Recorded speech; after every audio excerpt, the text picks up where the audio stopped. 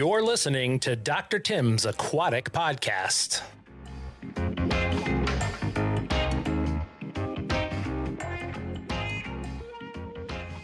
Hey everybody, Dr. Tim and Hilary for another version of the Dr. Tim Aquatics podcast right before Christmas. How you doing, Hilary? I'm doing good. You know, the last time we talked, I was like, oh, am I going to have time to send out my Christmas cards? I got the pig positioned in front of the tree, put a Santa hat on top of him. Okay, fine. I photoshopped the Santa hat in, but got all my Christmas cards made and sent them out. So I'm good. I'm ready. Okay. Thought you were not going to do that. Oh, no, I always send Christmas cards. Christmas cards and cookies. Those are the two things that I do every single year. I didn't get a Christmas card or cookies. Well, you just got to wait for the mail to get there. Okay. That could be a while. Yesterday, there was no mail anywhere. So anyway, but we've got mail talking about that. What a lead in.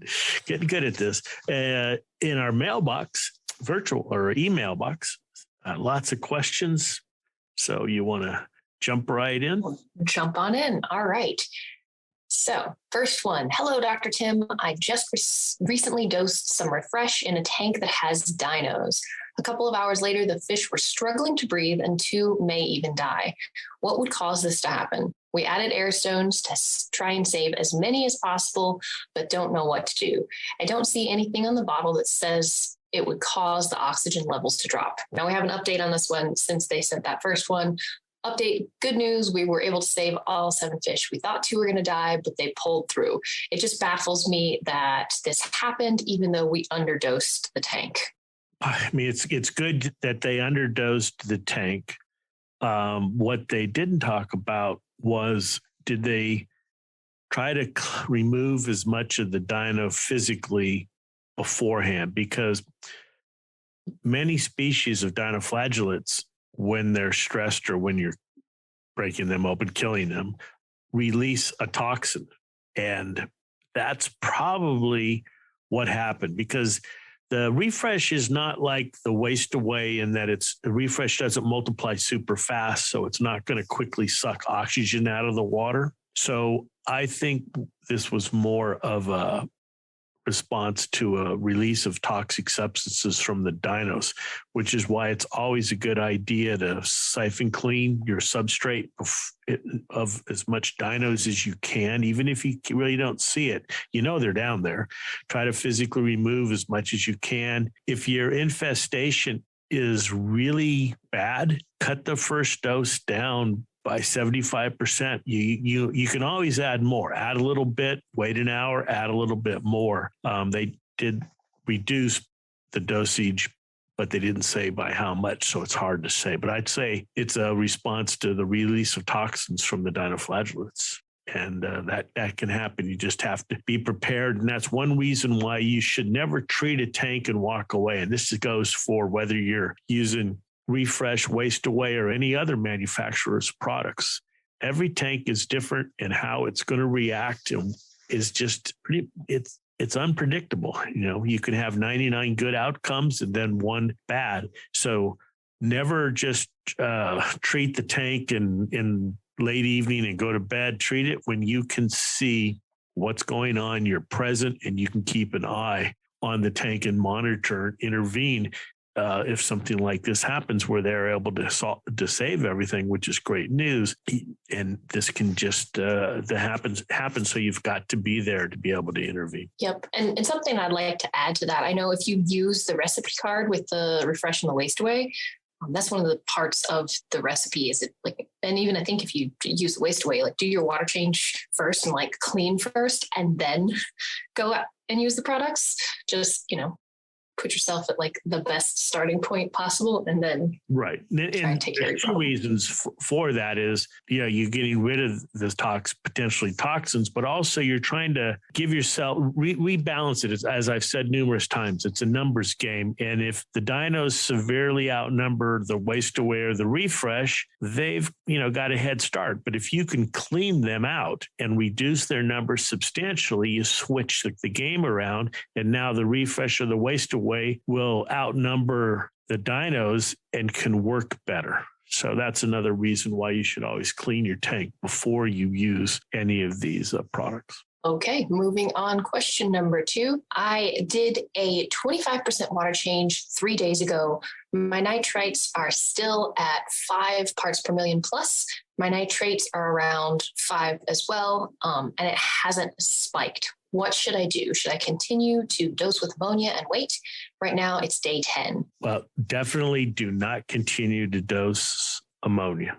As we've mentioned numerous times, if your ammonia or nitrite is above 5, stop dosing ammonia. Bacteria are not going to starve. They'll be fine. And why it doesn't seem like it hasn't come down is that the person doesn't say what test kit they're using, but very few I don't know really of any, test kits measure nitrite that high. So once you're at that top level, that deep purple, you really have to do dilutions to get an idea of what the value is. I mean, it's above 5, but is it 7, 10, 20? So you'd have to do dilutions of the aquarium water with really good, RODI water to know what your nitrites are, to know if things have peaked or are coming down. But definitely don't add ammonia. And you've got choice. You can do another water change, which is always good. But when you do a water change in your fishless cycling, don't clean the substrate. The bacteria are in the substrate. They're not in the water. So if you go and siphon clean the substrate, you're taking all the bacteria out in a new situation or new tank because they haven't had time really to attach and grow. And so you've got to leave them in there. So siphon cleaning the gravel is counterproductive during the first 30 days. You should just take water out of the water column and do a big water change. Don't add ammonia, and turn the temperature up, reduce the salinity so these bacteria can grow faster and start working to reduce the nitrite. Yep, and be patient. Patience is the key. Yes, it is. We posted a meme on our social media the other day, and I think I sent it to you about like the hardest pill to swallow is that your tank hasn't cycled yet, which I feel like is relatable to just about everybody. Yep. Yeah. I added the bacteria. How come it's not done? When did you add the bacteria? An hour ago. Yeah. That's just not going to happen. Doesn't matter how much money you throw at it. Things still take time. All right. Question number 3, and I'll try and describe this because there's a photo that goes along with it. Hi, I'm in the UK, and after listening to your podcast, I wanted to buy some waste away gels. Thanks, first off, for listening to our podcast. We very much appreciate that. It's always nice to get feedback from you guys. So this one, it has a photo of the gels, but it's in the My ASF packaging with different logos. Are these the real thing, or are they knockoffs? They are the real thing. In Europe, we partner with Aquarium Systems France, ASF.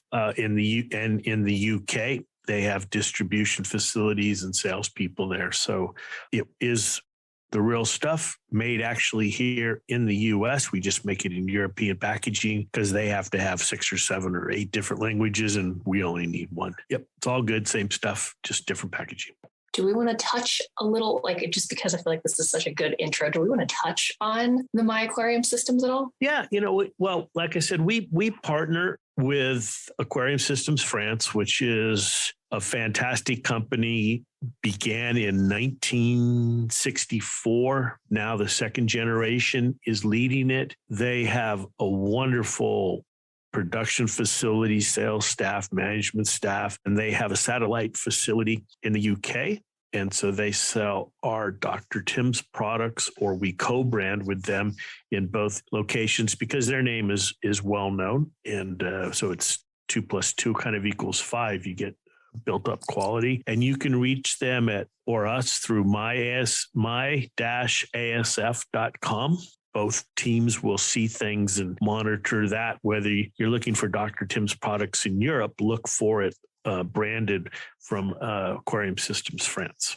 Yep, that's good. And if I'm going to push the test kits, so we do have test kits, and they have, if you're looking at them here in the US, they do have a similar sort of packaging and stuff. And you can get those on our website or through Mobile Pet Products here in the US, but also you can get them over in Europe as well. Yep. Yay. Okay, moving on. Question number 4. I was told that you may have some product to help me in my situation. I accidentally used additives and stripped out my nitrates, phosphates. All other parameters, alkalinity, magnesium, calcium, salinity, etc., are fine. I have 0 nitrates. I use the API test kit. Barely any phosphates, 0.03. I use the saltwater kit. But I have algae in the sand bed. It goes away mostly at night, and some dusty, sooty-looking, stringy algae covering my rocks. Do you have any suggestions? Someone told me that I need to outcompete the algae with good bacteria. Well, that person probably has a case of dinoflagellates. When the, quote, algae disappears at night, and then you turn on, the light comes on in the morning, and the tank looks good, but as the day progresses, the tank gets worse and worse in terms of the brown creeping crud covers the substrate, and you get the stringy stuff coming up from the substrate or the live rock, and maybe there's bubbles attached to it. That is sure case dinoflagellates, because they're photosynthetic. And they kind of, I won't say die back, but regress back when the lights are off. And then when the lights are on, because they're photosynthetic, they start growing like crazy. That's one of the reasons why the way to really get rid of dinos and clean up your tank is the dark phase, where you wrap the tank for 3 days in black plastic, no light whatsoever, because that really stresses the dinos. And then you combine that stress with hitting them with the refresh, and that just knocks them flat, and we can win the battle over dinos. So, but as the reader is mentioning, if your nitrates and phosphates are 0 or super low, for nitrate below 5, for phosphate below 0.03, all the action you take will eventually be in vain, because the environment, nothing else can really grow in that situation. You can temporarily make the tank look good, but the dinos are going to come back because the environment favors the dinoflagellates. Why? Because they can break down organics, and they're photosynthetic. So they don't need nitrate and phosphate in the water. The bacteria, like our waste away bacteria, they need nitrate and phosphate in the water, or even the cynos bacteria, they need phosphate in the water. So the situation, your water quality is favoring dinos over everything else. That's what you're going to get. You can't really defeat Mother Nature. So you need add some amino acids, start feeding it a little bit more, something to get the nitrates and phosphates back up.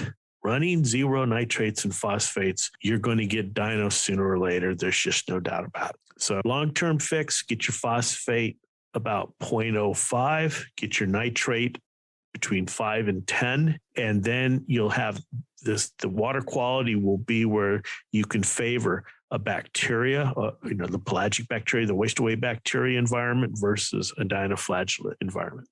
Good advice, and good advice that was given to whoever had this problem. And thank you for coming to us. Question number 5. I was rushed and purchased your one and only product on Amazon, but I didn't look at which one it was. I ended up purchasing one for freshwater and dumped it in my saltwater tank. What do I do now? Please help. First, don't panic. None of our products are toxic. No, none of the bacteria products. So putting fresh water, one and only, in a saltwater or reef tank is not going to cause any harm. Also, because we get this, well, I have a reef tank and I bought the saltwater version. Is that going to ruin things? The saltwater version of one and only waste away ecobalance is exactly the same as the reef version of one and only or waste away or ecobalance. Okay. You're jumping my questions. Oh. For the record, I do not see the questions before. All spontaneous. She does not email me the questions before. So, okay, sorry about that, Hilary. Trying to lead you in there. But anyway, so what should you do?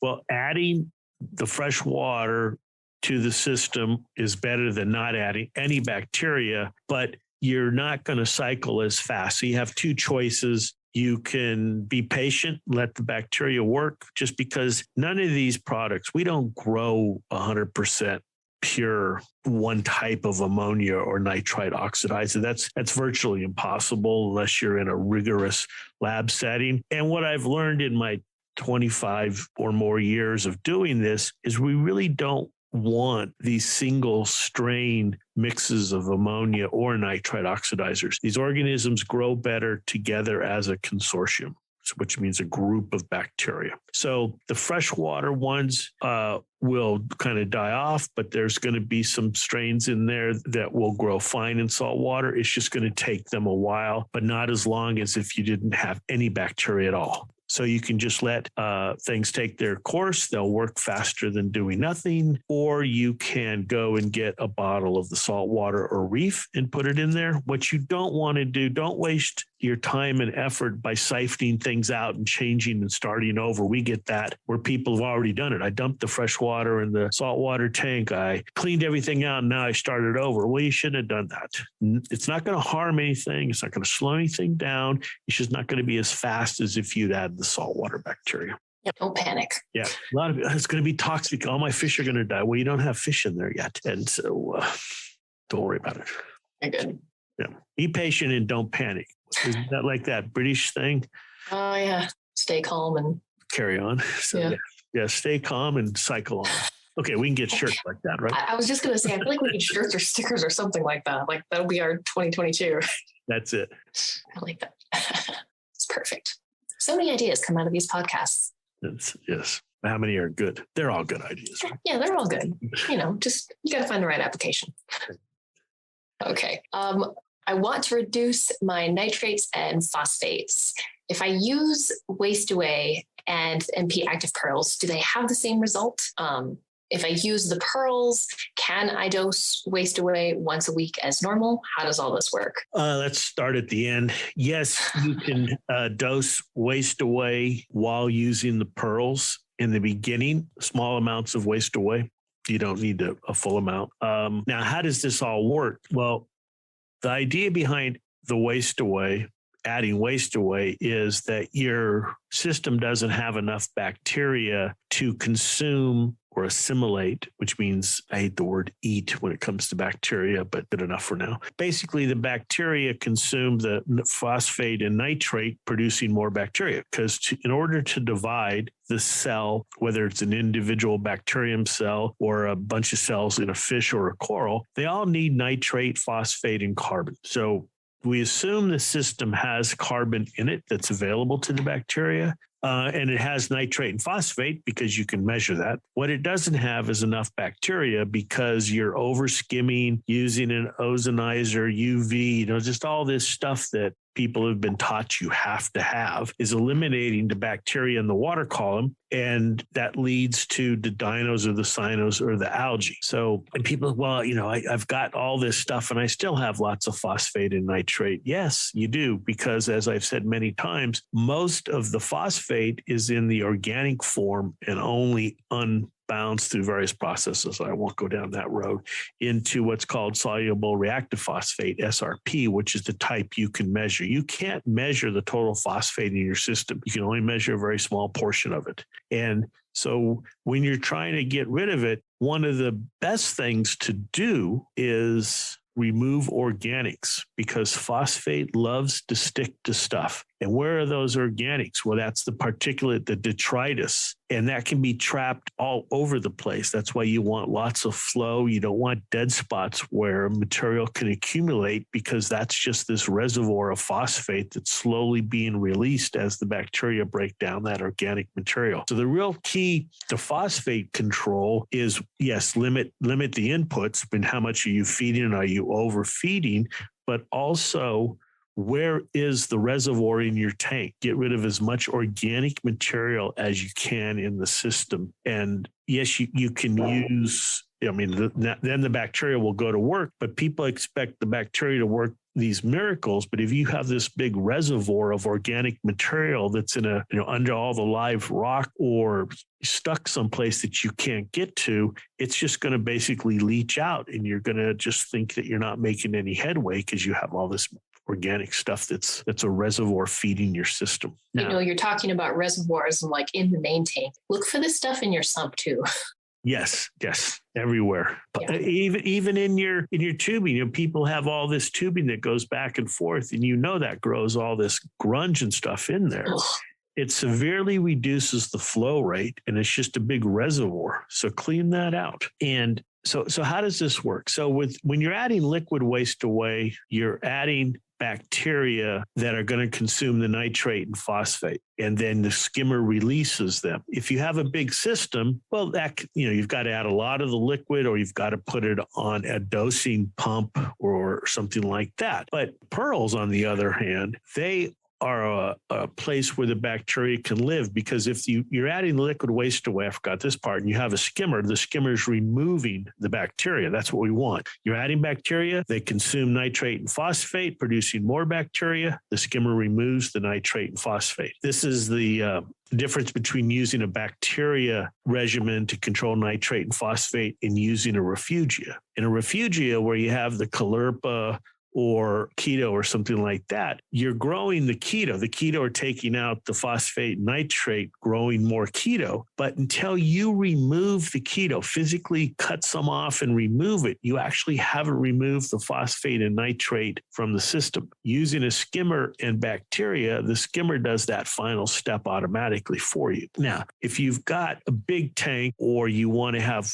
a longer contact time, meaning give bacteria more time to remove phosphate and nitrate because you're generating a lot. This is typical with fish tanks, fish-only tanks that have just lots of fish and feeding tons, literally pounds of material a day. Yes, there are people that do that. If you have the MP active pearls in a reactor, they're made of biodegradable carbon, which the bacteria need, but they're also a substrate that the bacteria can grow on, the good bacteria. And the skimmer doesn't remove the bacteria until the bacteria biofilm breaks off. And it just a little bit breaks off. It goes into the water. The corals eat it, or fish-only tank, you've got good circulation. That bacterial material is removed by the skimmer as it's kept up in the water, but you still have bacteria growing on the pearls that are in the reactor. So you have this constant source of bacteria removing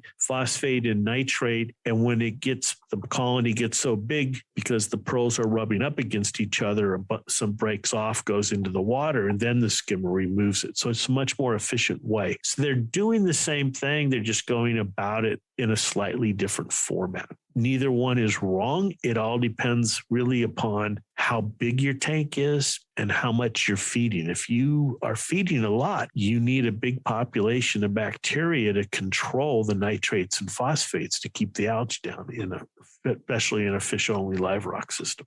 Oh, that was loud. I think I got both the answers right. Yeah, I think so. Got it all covered. Yep. Okay. Question number 7. I was just wondering if you're meant to still get an ammonia reading once you start up your tank after you have fish in it. Well, yes. When you set up the tank, you cycle, and then you start adding fish, you might have a little bit of ammonia reading for a little while. But generally, at some point, a few weeks after adding fish, you shouldn't have ammonia reading. You shouldn't have a nitrite reading. If you are, and either you don't have enough filtration material, substrate, or maybe your test kits are bad. But eventually the ammonia should be 0, you shouldn't be reading at all. Same with the nitrite. Now, this part wasn't asked, but if this person is new to the hobby and hasn't ever set up a fish tank before, they're not super familiar. When you say a small amount, how would you define a small amount? I know we hate to give exact numbers, but just say below a certain point would be considered small, or above a certain point would be caution. Yeah. Well, a lot of people use, not so great test kits. And if it's reading 0.2, 0.25 ammonia, don't worry about it. Remember, there's 2 forms of ammonia, the NH3 ammonia and then NH4 plus ammonium. Only the NH3 is toxic, and it's a small percentage of the 2 combined. So don't panic. Some of these test kits give false positives. They always say there's a little bit of ammonia in the system. Don't worry about it. You're looking at it under a light. Is it green? Is it yellow? Just where is it? figure it's zero. And if it turns green and you can see it's green, and then you have ammonia, then maybe you've got to do something. But don't chase that. It's got to be this zero, because there's just these test kits are not $5,000 analytical instruments. They're $5 indicating things. So don't worry about it. Yep. And if you still have questions, feel free. We are here and happy to try and help. We want to see you succeed in taking care of your fish and your aquariums. And we want you to be long-term hobbyists like we are. And less stress, because, people, run for the hills screaming ammonia, ammonia, ammonia. And yes, it can be toxic.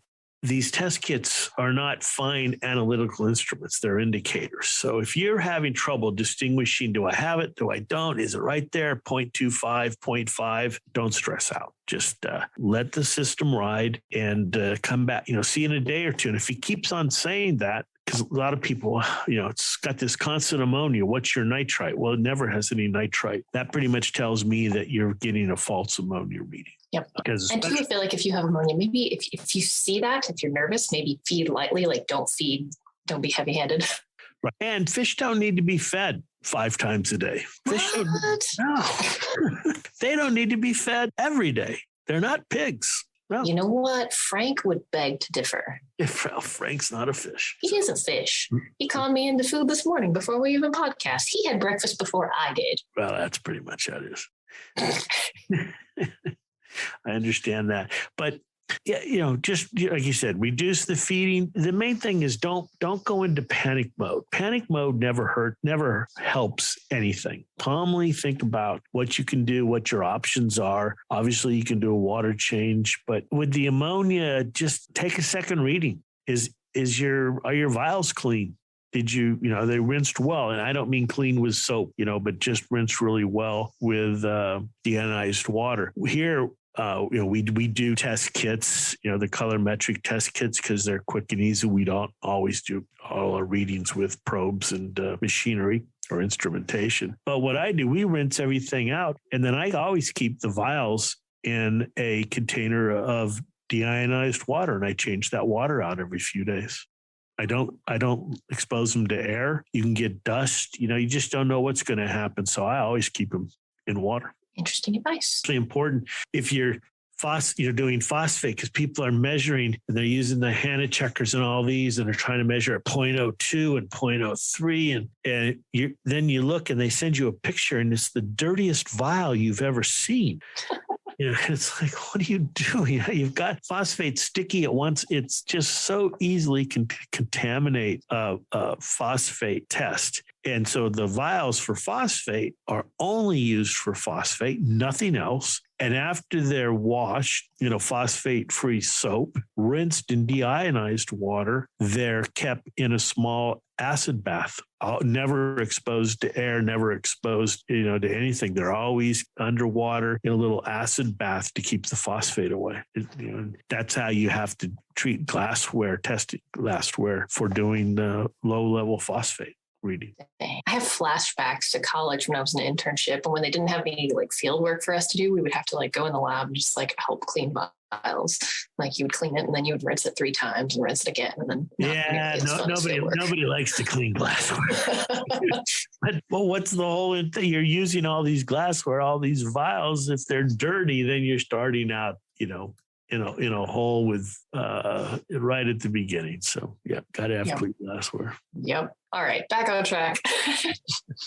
Okay. Hi, I have a 600-liter African Cichlid tank with a sump filter, Purigen canister, and an AquariPure nitrate filter. I'm having trouble cycling nitrate filter despite dosing twice per week with 80 proof vodka as recommended. My nitrates are still high despite doing regular water changes and having low numbers of fish. My nitrites are 0. Would you advise injecting one and only into the nitrate filter? Can I then dose the filter with 80 proof? Thanks. Send us the vodka and no. 80 proof vodka. Is that what that person says? Yep. I didn't know they made that. I thought vodka was 40 to 45 like the rest. Anyways. It's the good stuff for the fish. Yeah, it's called fire water. Run your truck on it. Okay, first, adding the one and only bacteria So let's back up. What's this person trying to do? You mentioned a brand of filter. I wasn't familiar with that, but I'm sure if you look it up, it's trying to establish a denitrifier. So what they're trying to do is, I'm assuming, denitrification. The only way denitrification works is if the environment where the special type of bacteria, the denitrifiers, grow is anaerobic, which means the oxygen level in the water in the filter box or device has to be below 1. That level is up to debate, but it has to be at least 1 or lower for the bacteria to start doing the denitrification, where they take nitrate and they reduce it to nitrite, and then they take the nitrite and reduce that to nitrous oxide, and then reduce that to dinitrogen gas, which then off gases. And so if they're not getting that established, that's telling me that the system is still aerobic, meaning the oxygen levels are too high. And it's kind of like trying to pound, a square peg in a round hole. It's nothing but frustration. So there's two parts. One and only are not the right bacteria. One and only is only autotrophic nitrifying bacteria. So it's the ammonia oxidizers and the nitrite oxidizers. Waste away bacteria can do denitrification. The system has to be, like I said, low oxygen, not anoxic. There's one company in particular out there, promote anoxic zones, and that just shows a complete lack of knowledge of what bacterial processes are in saltwater systems and in general. The waste away bacteria, these heterotrophic bacteria, when there's lots of oxygen in the water, they assimilate, meaning they take and incorporate nitrate and phosphate into the cells, and they grow more bacteria. If they're in a anaerobic zone, meaning the oxygen level is above 0 but below 1, what they're going to do is, instead of taking oxygen to get respiration, they're going to start taking nitrate and reducing it to nitrite or the other chemical substances I mentioned, and that's where they're getting energy. But that can only happen. They're not growing cells. This is not assimilation. So you're not getting more cells. It's how the cell is staying basically alive. If the water goes completely oxygen free, anaerobic or anoxic, my fault, anoxic, no oxygen at all, then the bacteria, the same bacterial cell, takes sulfate, and salt water has plenty of sulfate, and they start producing hydrogen sulfide. And hydrogen sulfide gas is going to kill everything in the system. It's going to kill the fish, the corals, the nitrifying bacteria. You're going to wipe the whole system out. So there's no way you want to be producing or encouraging anoxic zones in your aquarium. Okay, so I'll get off that soapbox. And little pet peeve there. But in the case of this, basically, the filter hasn't gone anaerobic. So, now, why are they feeding the vodka? So what happens when you do denitrification, you establish this anaerobic zone. You have plenty of nitrate in the water, but in order for the reaction to happen, you have to have an organic source, because these are heterotrophic bacteria. Remember, heterotrophs need complex carbon, not CO2 like autotrophs. They need complex sucrose, glucose, alcohol, vodka. So the idea is you have the bacteria. They're in this anaerobic zone. You bump up the system, or kind of dose prime the system with an organic carbon, in this case vodka, and the bacteria will reduce nitrate to nitrite. What they're missing is basically they don't have an anaerobic zone. How you get one, it takes a long time. You have to really reduce the flow rate. And like I say, I'm not familiar with the filter they mentioned. In general, I find it very hard for even an experienced home aquarist. And actually, it's very hard for a professional aquarist at a big public or private, aquarium to do denitrification, because it's easily spoiled in terms if you have too much water flow, the system's aerobic, the bacteria don't do what you want to do. If you have way too little water flow, the system goes anoxic, and then you're in deep trouble. It's very hard to do denitrification in an aquarium without really having your hand on the pulse of the system constantly. How's that for a long-winded answer, Hilary? But I felt it's a thorough answer. That's it. Thorough, not long-winded. But just because you establish and put that box in line doesn't mean they're going to denitrify. That's just not what's going to happen.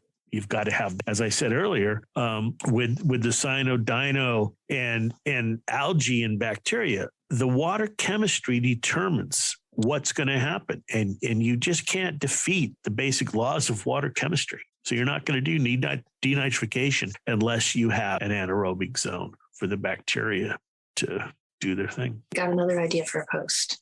And if you're really interested in this topic, I have a talk on our YouTube channel that I gave at A-Quality a few years ago on different ways of doing denitrification. And so it goes into much more detail about this process. Have you ever thought of having a semester-long instructional course like Dr. Tim's aquarium science class? Hilary, you're fired.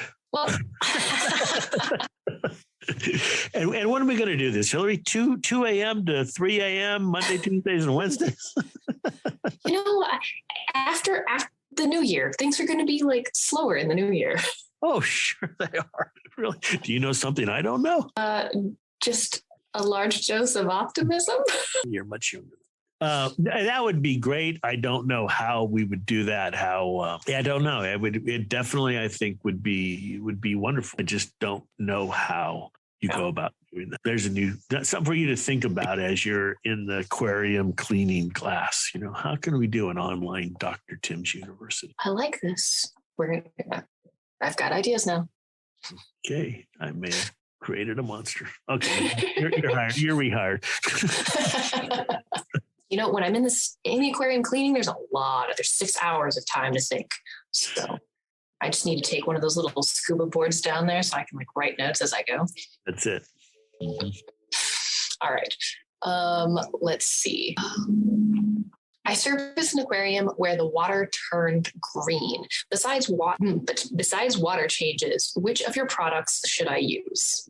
Well, you want to be very careful about killing a bunch of green water because that water turned green, which means it's full of algae cells. So you go and you add, and we don't have anything like this, so it'll just kill them outright. You kill all these algae cells. Now you've got a bunch of dead organic material in your aquarium. What's going to happen? Bacteria are going to feed on that like crazy, breaking that down because that's what they do. And they're going to suck lots of oxygen out of your system, which is then going to kill your fish. So now you've got clear water and dead fish versus green water and live fish. The cure was worse than the situation. So it's better, instead of treating the symptom, the green water, find the cause. Why do you have green water in the first place? A lot of people just assume that their light timer is working. Because that's one cause, is your lights are just on all the time, or are your lamps really old and they've shifted, or is there something feeding all this green algae? It can't come from anywhere. They're reproducing to such an extent the water is green. There has to be a food. What's that food? Are you dosing something that's feeding them? Is there possibly a dead spot where there's some, dead animals decaying or something like that? So I would work towards looking very carefully at where are the nutrients that are feeding this green algae, eliminating them, and then the problem will take care of itself rather than just going in and wholesaling killing them. Obviously, a good UV filter would keep the water clean, and that's fine. But realize that a good UV filter is not only killing the green algae, but it's killing the pelagic bacteria, which we want to promote in the system. So be careful about that. But really find the cure. None of our products are going to kill green algae outright. It's just, we just don't make those types of products. I feel like I'm going to story time real quick. So when I was a service technician, one of the tanks that I used to take care of was in the kids wing at a major hospital, and they called us and they're like, the tank is green. We're like, what? Like, we didn't do anything. Like, did somebody put something in there? Like, why is it green? And it was green.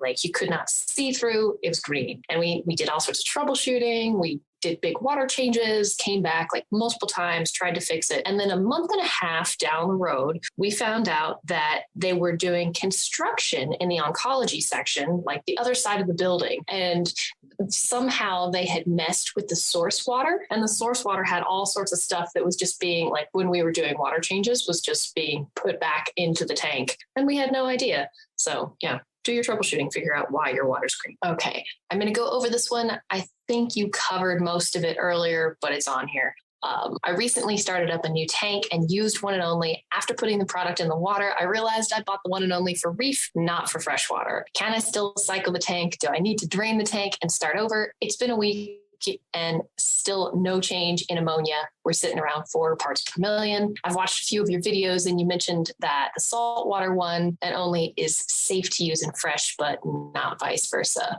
What about if I use the reef in freshwater? The reef One and Only should be fine in fresh water. Those bacteria can tolerate and do well in fresh water. So I'm not sure why the ammonia hasn't moved. I would have asked if you've seen any nitrate in the system. Maybe they're using live sand or something like that. But the bacteria, the saltwater bacteria do well in fresh water. The freshwater bacteria, however, don't do that well in salt water. It's kind of not what we thought, but I showed that years ago. So the bacteria are fine. I don't know why you would have ammonia. I do a water change and check my test kits. Good advice. Okay, our last question today. Are you ready? Woo!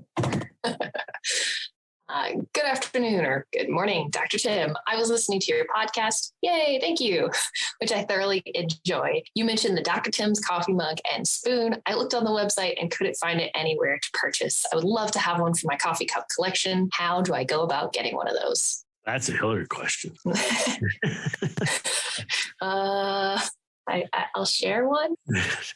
I'm not sure. Usually we give them away as a contest or maybe at a show or if you post something. Oh, you're right. We still have an ongoing post for the gels. So if you go and post a photo of using the gels in your tank, the coffee mug is yours, because we haven't had anybody enter that contest, and it makes me really sad. All right, there you go. The first, what do you want to say? 5 people that post and say, send me a coffee cup, please. Okay. In that. Do we have 5 coffee cups before we commit to that? Yes, we have 5 coffee cups. All right. Yes. So. Oh, it's got to be domestic. We cannot send coffee cups across the world. It's freaking expensive. Sorry about that, everyone. Yeah. Yeah. So in the continental USA. Yep. So well, Hawaii and Alaska too. So in the US, but not overseas. And Canada, no, you're freaking expensive to ship to Canada. All right. So if you want the free coffee cup. Yep. So comment on the post. I will be looking out for that and let us know. And what's that post again? It's a post. It's probably a month ago about share a photo of the waste away gels in your tank. So freshwater or saltwater. Yep. Really any of them. If you've got a turtle tank, even better. True. Shrimp, share away. So, and with the gels, they're really good at doing a couple of different things. One, they keep the water clean, but also that bacterial biomass, the film that you can sometimes see on the outside of the gel, shrimp love that because that's what they're eating. They're picking at that. It's just natural, organic food full of, bacteria, but bacteria are food for all sorts of other little things that you can't see unless you get in there with a microscope. And that's what the shrimp are eating. So it's a whole community there of really good live food for your shrimp. All right. Well, that wraps up all the questions that I've got for you today. Yep. If you have a question still, please send us a message. We do these once a month. We answer the questions that you have, even if it's something similar to what we've answered today, slightly different, send it along. All right, everybody. Thank you very much. Happy holidays from Dr. Tim. That's me. And Hilary. That's me. And we're going to continue this madness January 1st. Is that a Sunday? What's Yes. the day in January? So January 2nd, we have another little thing that we're doing on a weekly basis because I had a Oh my gosh, yes. I had a weak moment and I agreed to this. So it's up to you, Hilary, whether you want to tell people now or stay tuned to our social media. Is it Instagram you're going to start doing this? Yep, they're going to be on Instagram and Facebook. I'm going to go ahead and tell you because I'm super, super excited about this. You guys, for months, I've been trying to convince him that we need to do bacteria jokes. So if you follow the Carnegie Museum of Natural History, every Monday, they have Dr. Tim Pierce who gets on there and talks and does mollusk and snail jokes. And we are just going to carry along that torch. And Dr. Tim is going to do bacteria and maybe fish and aquarium jokes. So that's coming in the new year. And I'm so excited for it. And you're saying there are bacteria jokes? Well, I'll give you a little taste. Well, it's bad. It's bad taste, but a little bit. Why are bacteria bad at math? Because they multiply by dividing. See, boom. You got this. You got this. We're ready. Just because you haven't had enough of us. I love dad jokes, so it's going to take a lot. Well, for me to get tired of it. We're going to have a ton of them.